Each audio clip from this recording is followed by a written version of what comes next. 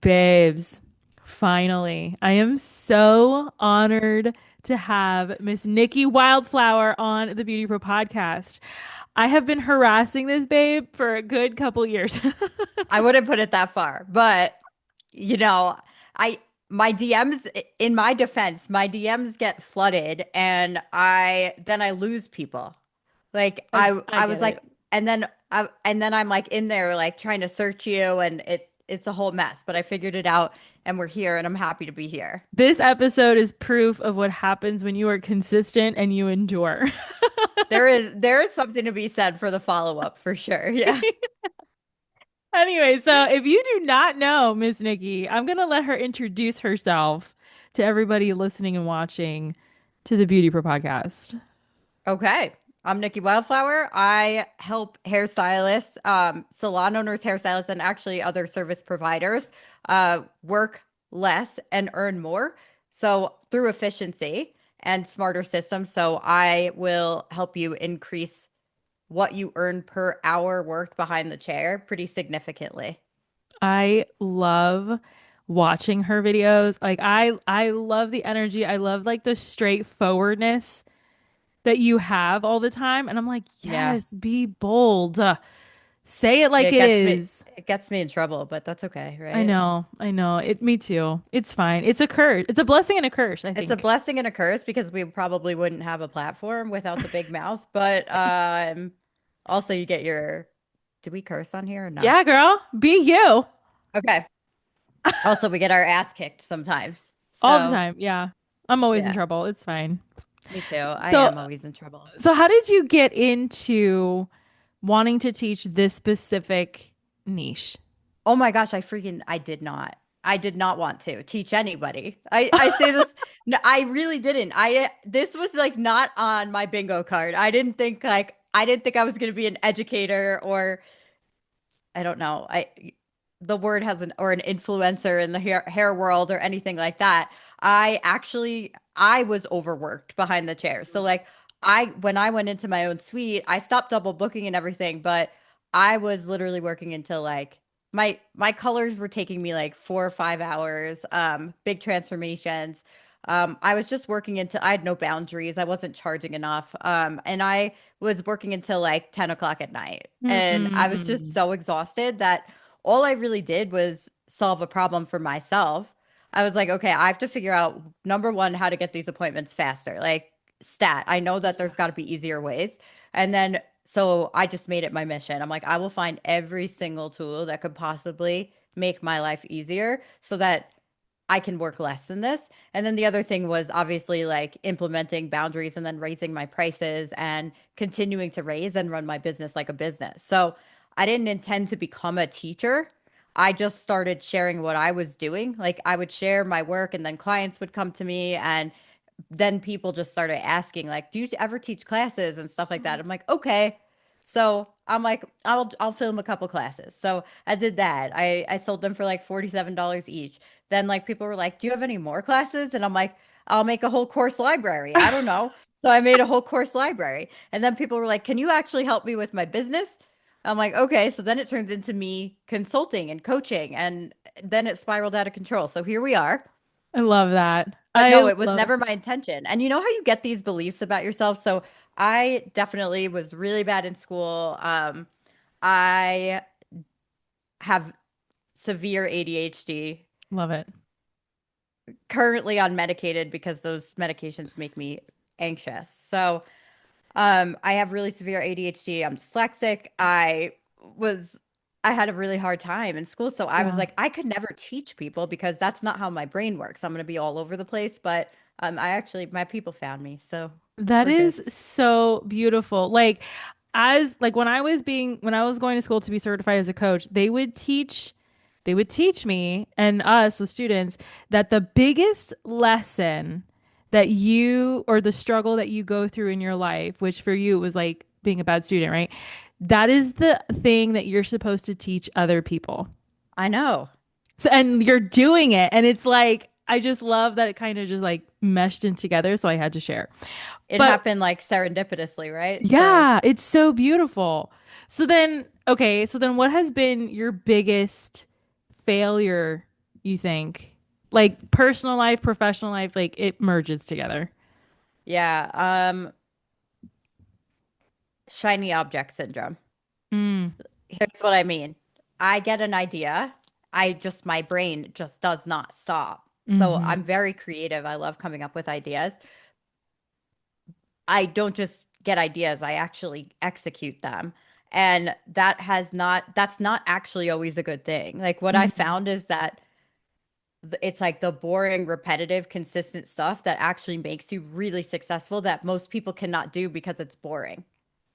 And I'm no different than anybody else. I want the next shiny thing too. So I think that's been my biggest challenge is like always is keeping myself from going after the shiny things all the time. And I hmm don't mean financially. I mean like distracting myself and going after something new and fun. mm. How about you? For me, oh yeah, I can definitely say shiny object syndrome.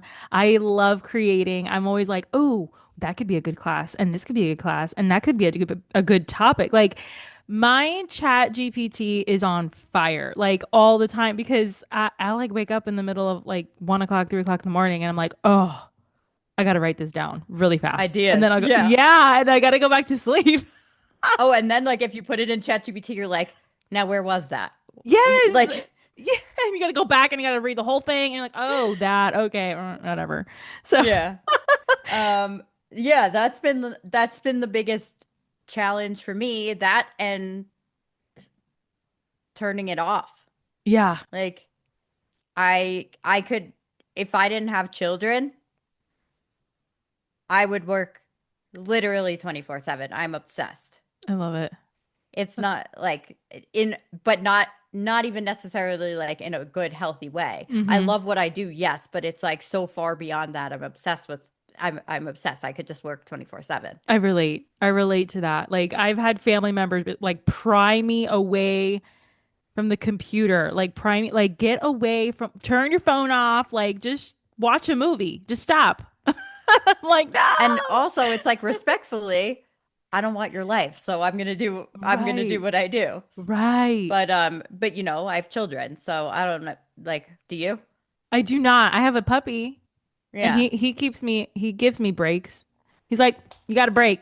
Let's go. Yeah. But okay, so you have kids, husband, Yeah. boyfriend, Wife.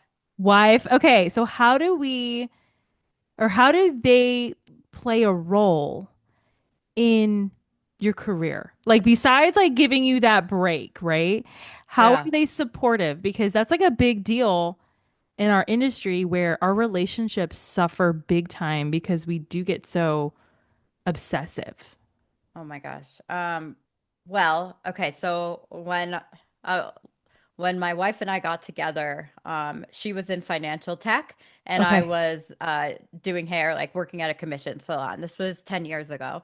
Okay. Um, we have evolved together a lot, and eventually my career got to a point where she stopped working in her role and came on to support me and also like be with the kids and that kind Mhm. of thing. Like we had to Yeah. strike that balance. So, but she works with me full time now, and we have the kids, and they play a huge role because I mean, they're all down ass bitches. Like they just have they'll like follow me anywhere, get on board with any of my ideas. I love it. My kids are young. They're like four. We have a girl and a boy. Mhm. He's 4. She's about to be 4. And So cute. yeah, they're just really they adapt so easily, and they will like bounce around the country with me chasing dreams basically. Yeah. Um, we travel, we have fun, but we work really hard, and I definitely in the past and in past relationships definitely couldn't have built this. That's for sure. Yeah. Yeah. Why do you think people always end up coming to our industry? Like why do you think they leave their stuff to come help us and build what we're building in our industry? Um, why is that relatable to you? Did so, Totally. Well, yeah, because I see it all the time, like from podcast guests, from my own clients, like people in this, like everybody wants to be a part of the beauty industry. And like, Um, you know what I mean? There's so many couples that working together because, oh, my wife or my husband or my girlfriend, like whatever, like they're doing the thing. So I just came in to help, and now they have like this huge thing. Like, I why? think I think it's because like I mean in our case it just made sense. Like what it just made sense. Like it just grew really fast and it was like maybe you don't have to like work a corporate job anymore Yeah. in New York City. Maybe we could just not do that. Maybe you could just help me. Yeah. And I said maybe you could just help me a little bit, but It ended up being bigger. it was a trap really bad. I didn't mean for it to be a trap, but now it like completely consumed. Um completely consumed like yeah, but I don't know. I mean, I think our industry's a lot of fun and it's appealing to people because of that. Hmm. It, yeah, it feels light and fun and yeah. Are Oh, you oh, yeah. so you work behind the chair? I run a salon and I'm a internationally certified coach with my mom. So without her, like there's no podcast, there's no salon, there's no beauty pro coach, like all of that. And I grew up in the industry and I was one of those that was like, my mom does hair. I'm never doing hair. But then here we are in the industry. So that's why I ask that because not just me, but so many people end up merging into the industry and finding their space, their corner in it, you know? Yeah. And they thrive and it's amazing. I love it. Yeah. In my particular case, I'm full of ideas all day, but I have the organizational skills of a frog, so somebody's gotta check me. I love It's that. so bad. It's so hard. But like I have found ways around it and obviously I'm still successful, but oh my gosh, Yeah. It's it's that painful. backbone. Yeah, and they give us that backbone that we need to like stay in line, you know? So Yeah. who has been your most influential people in your life? Business or personal, it's fine. The most influential people in my life. Wow. That's really difficult. Is it? Yeah. I don't, it's like there has never been a person from a business standpoint that I just look at and I'm like, I aspire to that. Okay. I feel like this was never like some like grand big vision of what I pictured for my life. Hmm. I do have people that I look up to, like Hmm. in the business world, like, um, the Hormozis and Blakely and like things like that. But I don't have, and then of course, like I'm inspired by my dad. Like he stayed comfortable and stayed in the same career for 44 years and um, always wanted to change and never did anything with it. And Mm. just was comfortable and scared. And Yeah. I think I like kind of took the opposite approach in my life. Yeah. Like I could be terrified every single day of my life and just continue to move. But I think that influenced me a little bit of competition. Weirdly enough, something that drives me, I don't know Mm. if you can relate to this, is there have been a lot of people in my life who have said pretty hurtful things about my capacity to succeed when I was younger. And so maybe I'm fueled by spite. I don't know. That's actually that was actually my next question for real. Like, what has been your favorite insult that you've gotten that is just like driving you? Okay.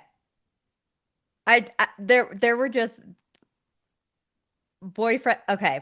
There were a This few is things. the you spill the tea right now. Spill I'm it all going to. over All the floor. right. So I had a friend. I went to cosmetology school in high school. And so I've been doing hair for 23 years. And I, okay. There was a friend in high school. And then after high school, I got really mentally ill, like Mm. severe. I went through some trauma.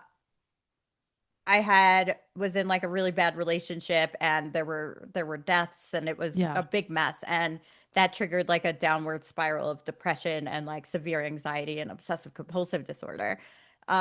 I My friend's mom said to my mom, "This is what happens when your kids don't have an education."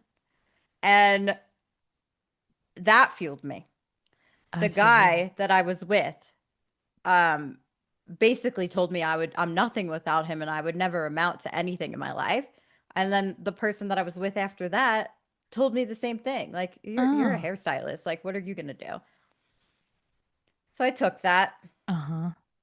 I think a lot of hairstylists are made to feel that way in some way, Hmm. shape, or form. I don't know if people do it on purpose, but I think it's changing for sure. Hmm. But at least back when I went to cosmetology school, that was like a fourth tier career Yeah. choice. Yeah. So yeah, something in me just like I've always been rebellious, I guess. When my parents would tell me to do something, I did the complete opposite. If they told me not to do something, I fully did it. So Yeah. that served me well. I think proving a point. Yeah. That's probably the main driver. Yeah. It sounds like it.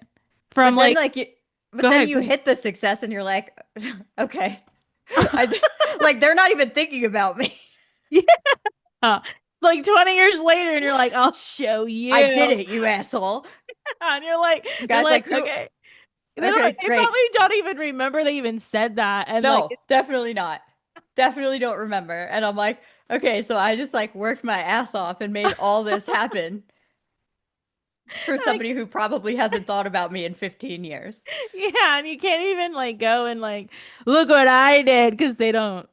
Okay, cool. Like, Hey, I know we haven't spoken in 15 years, but I wanted to let you know that I am wildly successful, despite your words. just wanted to let you know that. Have a great day. Have a great life. Um, yeah, I don't know. What has fueled you?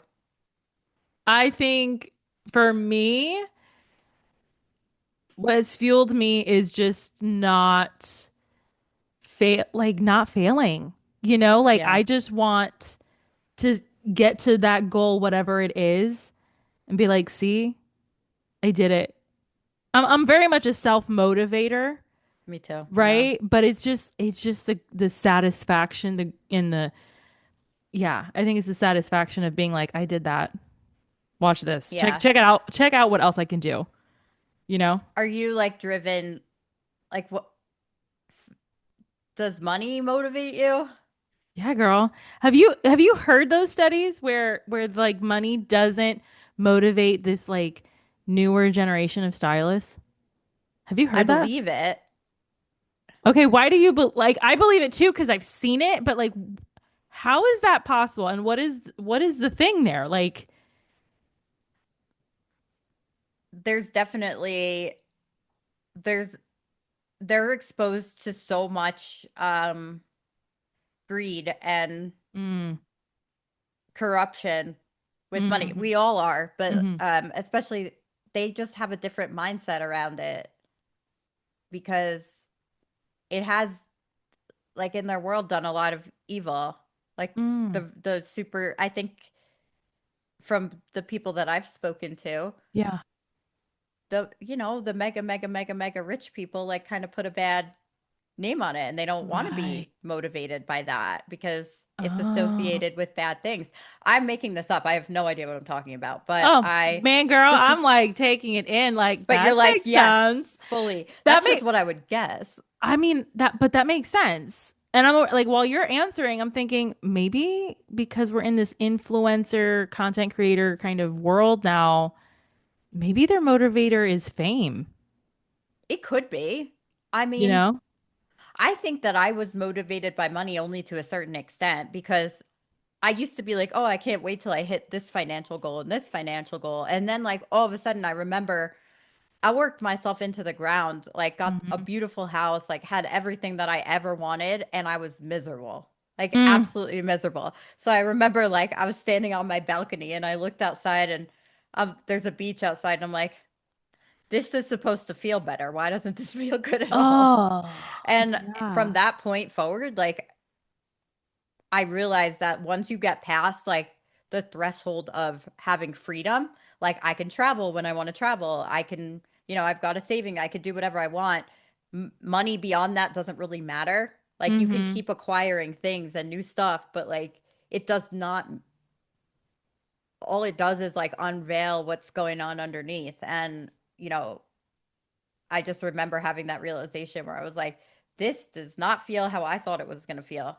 Mm. Like it doesn't feel bad, but I think at that point I was like, I was happier when I was, because I was doing really well behind the chair before I Yeah. started all this, and even when I Yeah. just had my course library, like I was, I mean, I think there was just times before I started all this that I was making like 30K a month, and the stress was low, Right. and I'm just like, I should have just, and I got there and I was like, I was chilling. I should have just stayed doing that.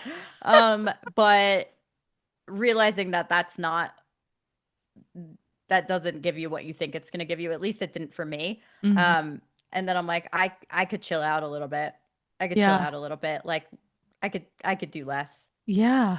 I could do with less. That's I really don't. good. It doesn't make me happy. So like at first I had never really had money in my life. Hmm. I grew up just very like lower middle class. Mm. I had a good life, but lower middle class. We didn't have nice things or anything.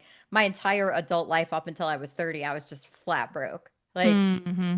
broke, just paycheck to paycheck. And then um I started making money when I moved into my own studio, and for the first time in my life, like I was doing well and comfortable, and my wife, she wasn't my wife at the time, she's my girlfriend, but um she got a really good job, and all of a sudden like we didn't have to worry about finances anymore. And then it kept growing on top of that. And then when I started this and it grew really fast, I was like, I've never had money in my life. Like you're getting a freaking, I'm taking you on vacation, you on vacation.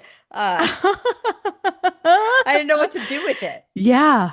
I was like, it felt, I always had sort of a weird thing like that associated wealth with greed. Hmm. So I will like, so if I ever get to a certain point, I start giving it away. That's good. But that's so good. That is like sharing is caring, right? And like Yeah, but like, what is that? what do you mean? I mean it's great to share and to Yeah. give, but at the same time it's like I have to wonder like why, because there are people who have a much higher threshold of like Got you. I want this and this, and until I've got $10 million in the bank, but I'm just like that's ridiculous, you know? Um like I always have something that kind of will only let me go so far with it. Mm, Like my moral compass or something. I don't know if it's that's correct. cool. It's just No, but that's what makes you you. And I think that's a great thing to have. You're like, what is this? You question everything. And I think that's wonderful. I try to give people like opportunities with it and Yeah. treat people well and stuff like that So when I can. And with that, with like what we're just talking about now, then what is success to you? Like fun. when fun. All right. What's fun? Fun. Um, fun, freedom, fun. The fancy house did nothing for me. Didn't make me happier. Mm-hmm. Um, I like quality time. I like quality time. I love what I do. Oh. I'm fulfilled with my career. I love my clients, like my coaching clients and the people who take my classes.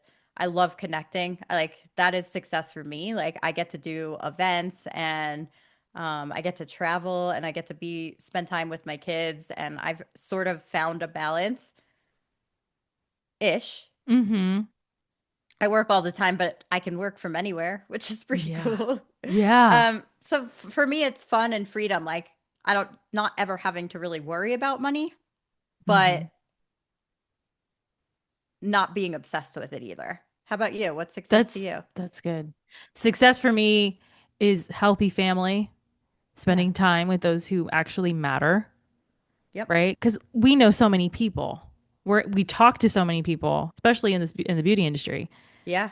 And so we're always with people, and we're always touching a lot of money and touching a lot of people, but like, do they really count? Like, do they really matter?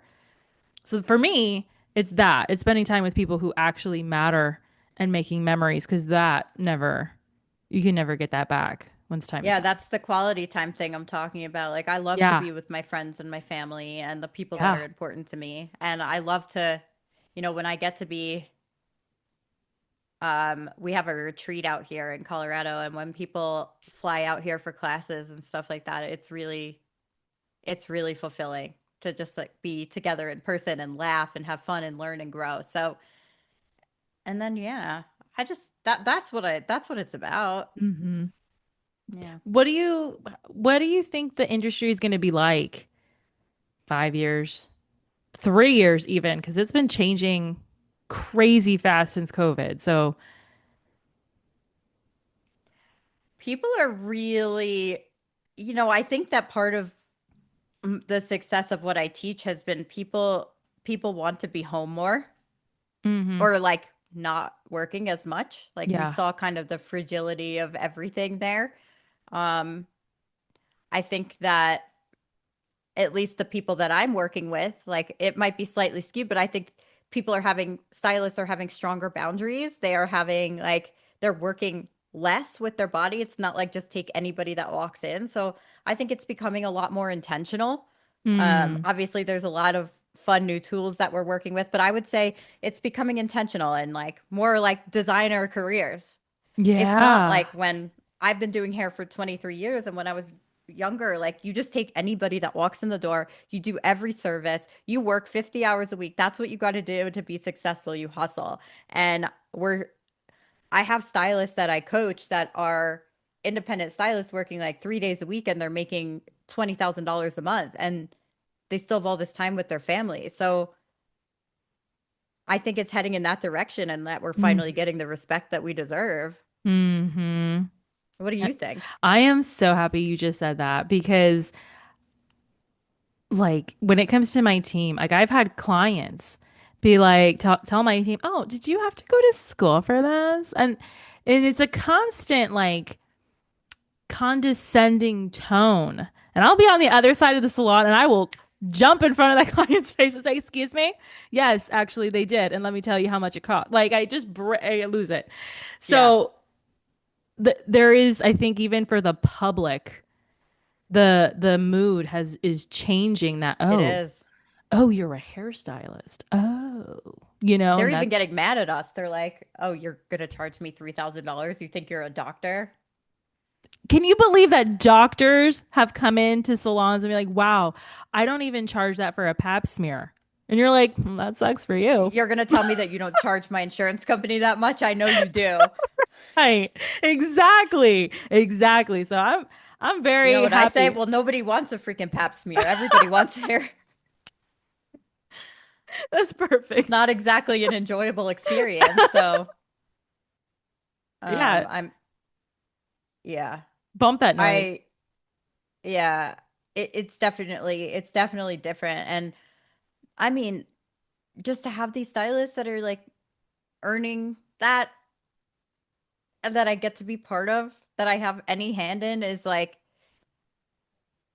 pinch me. Yeah. I'm not a crier. I cried last night because Oh, we were like at the end of every month, my consulting clients and everyone like we come together and we're like see if we hit milestones. And there were yeah.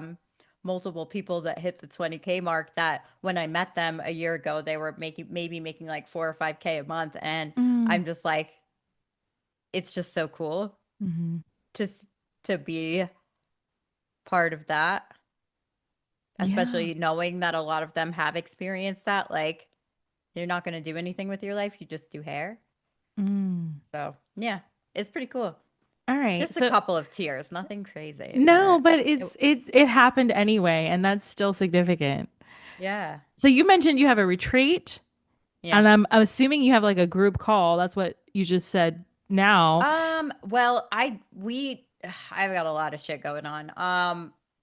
We Share, have share, tell us what do you have happening? Because it I sounds have a like a lot. mastermind. It's a lot. I have a mastermind of stylists that like and salon owners and some other service providers too, like spa owners and stuff. Everybody in there has to be making at least 120,000 a year to be in there. And we have a group, we meet up like 3 times a week. And we get together in person, and then everybody has like I do everybody's action plans with them, but they also have like a one-on-one somebody on my team who is there holding them accountable and walking them through everything. And that's like a long-term thing. And then I also have other just like color certification and classes, and um so there's a lot of different things that we do. There's That's cool. some people just do group stuff, some people do one-on-one. So there's quite the mix there, but it's really fulfilling. I love it. That's cool. And And how if do I didn't have people, shiny objects, I got pulled, like, I just was like, it's been incredible. And it was always going incredible. And then I got pulled away in like 48 different positions. And I had to be like, Nicki, go back to your thing. mm, Like, water your grass, babe. yeah. All right. So how do So, people find out about all these things? Do they just go to the website or what is the website? no, no, no. I mean, there's NickiWildflower.com, but like normally people just DM me. Okay. Like, and I am in my DMs all the time. I love that. I get about this week we have had like 1,100 DMs. So I'm in there and I have a couple of assistants that help me because I can't answer everybody, but um that's how like I've built this is pretty much in my DMs on Facebook, on Instagram, on TikTok. Um YouTube's doing DMs soon too, which is cool. Oh Did you my know that? God. I am so excited. I am so Yeah. excited. I love that. Because I am all about connection. So Yeah. I don't like clients or like potential clients just to come into my world and like have no connection with me Hmm. first. I like to, as much as you can be on the internet, I like to do voice notes with people and Hmm. really like see if I can help them instead of just like, here's a website, order it here, and then you're like Hmm. lost in the sauce. I'm like, no, we're not doing that. I love it. So they just DM me because everyone's different and I pretty much have something for every price point and budget. Yeah. So yeah. Yeah. And we're going to put all of your links and all of that in the show notes so that people can connect in all the different ways Yeah, because I love that. that's important to me too. Like there's no reason for us to be like robots on social. Like that's what defeats the whole purpose of social media. Hello, you know? Well, people will be like, how did you grow your businesses so quickly?" And I'm just like, "Well, first of all, it wasn't. There was like 5 years of behind the scenes that nobody saw. But Yep. second of all, Yep. I do the unscalable. Like, how many people are willing to literally have 200 conversations in a day with people in their DMs? Exactly. Not pretty much no one. So it's not that hard to well, it is Exactly. hard. It's consistency. It is difficult, but like most people are not willing to do it. So when and I just think that that is always going to give you when it's something hard, you know that most people avoid it. Hmm. Don't avoid it. Just do it. Just do it. Do the hard work. I'm And so don't stop happy. doing it. Yeah, don't stop. Like, and I feel like everybody's taking the easy way. Like, oh, Yeah, I don't want it's to do that. hard. It's Just, hard. hmm. And I don't recommend it for everybody. Like, you have to do that. You could be perfectly happy, like, having your career behind the chair and, like, you can do great. You can make 20, 30,000 a month, be happy, chill, work 3, 4 days a week. Or you could be absolutely out of your mind like me. I'm not saying that that's the right path to go at Right. all. Like, there's got to be something wrong with you. But if you have the same thing wrong with you, maybe do that. What's one area that nobody agrees with you about? Nobody agrees with me. Yeah.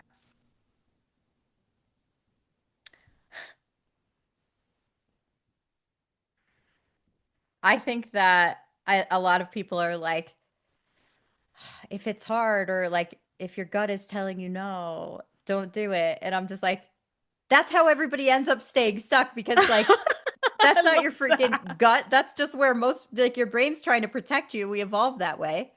Okay. Yeah. But like maybe you just have to honor that, but do the hard thing anyway. Hmm. So when I say like I don't have work-life balance, not really. It's just Hmm. integrated into my life. Hmm. And I love what I do, Yeah. and it's just a part of me. A lot of people are like, oh, hustle culture, I guess. I don't know. I'm Hmm. like, this isn't that. It's pure passion. Hmm. Yeah. That's what It's it pure sounds like. passion. That's what it looks like. I don't know. At least lately for me, that has been a lesson for me. And then you're over here saying it last couple weeks. When you got passion for something, you just zone in and you just do it and you just like you're obsessed with it and you can't Hmm. stop until it's done. But it's never done.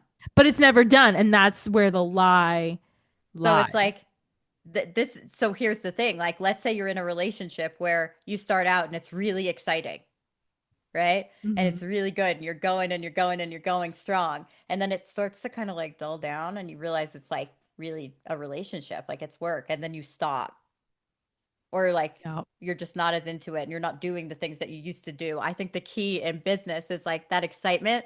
And then when the excitement goes away, that instead of pulling back, you just continue to floor it Yes. through the boring. Exactly. Because then after the boring, it's a lull. After the boring, then it gets exciting again, I think. Yeah. I mean, there's always something to be excited about. Like you can Yeah. always find something to be excited about, but you know, that's where most people switch gears, or the first, or when it gets really hard, they just stop. I don't blame them. Hmm. Yeah. What's a lesson that you've learned being in this industry that you have found that other people like they just don't learn it and you wish that they would learn it?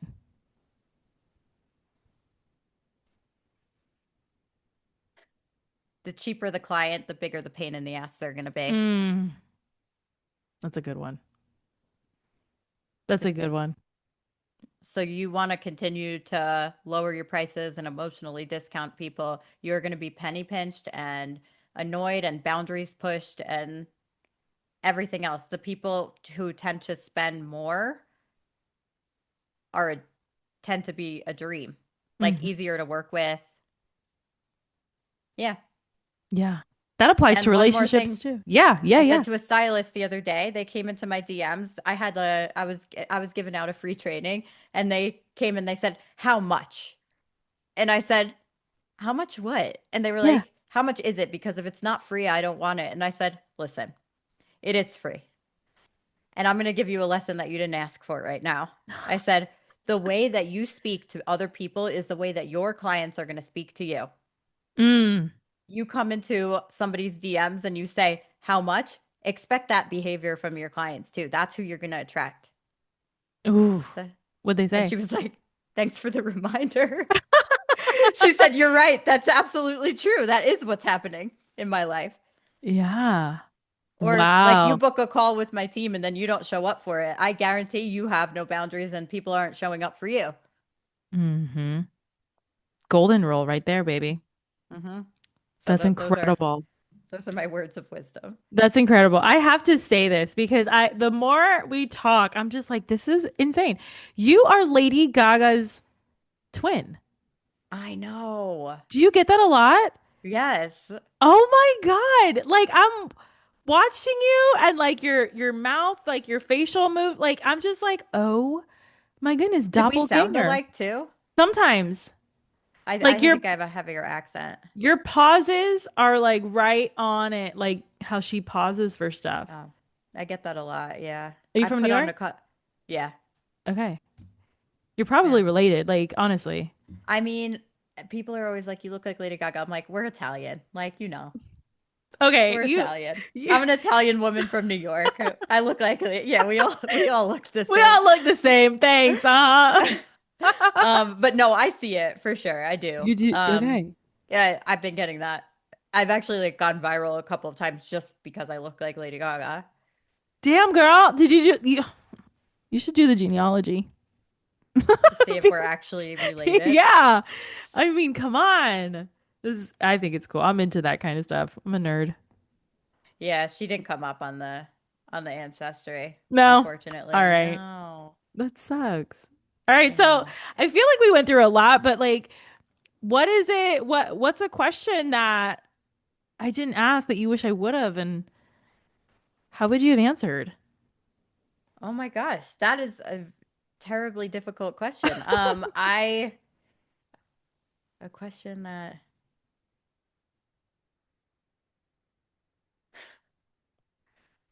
I don't know. I'm kind of just chilling. Huh.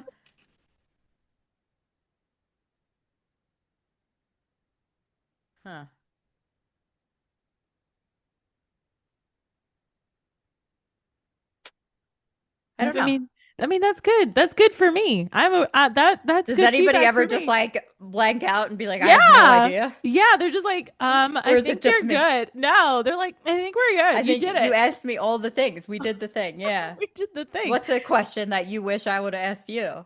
I know I'm not the I interviewer don't here, know. but Like I never expect any questions. So like the fact that you even asked anything at all, I'm like, "Oh, let's do it." Like I'm all about it. So it's chill.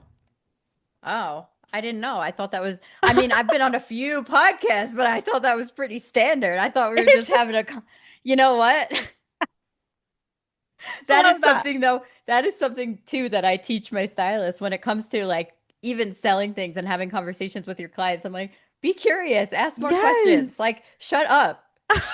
Just shut up for a second and just instead of being like, this product has quinoa protein in it and it's going to make your hair feel amazing. Do you want to take it home? Just say, is there anything you could change about your hair if you could? Easy. Flip the Ask script. questions, Ask lean questions. in. I'm about it. I love that. All right, Yeah. so the way that the people watching and listening, the way that they can get in contact with you is through DMs. I So think we're you need gonna. to just slide in there. Yeah, I'll send you a free training on efficiency. Oh, I love that. Tell me where you came from. Yeah, connect with her, you guys. Oh my gosh, Yes. Nikki. Thanks for Thank coming you for on. having me. Thank you for being on the Beauty Pro podcast. Like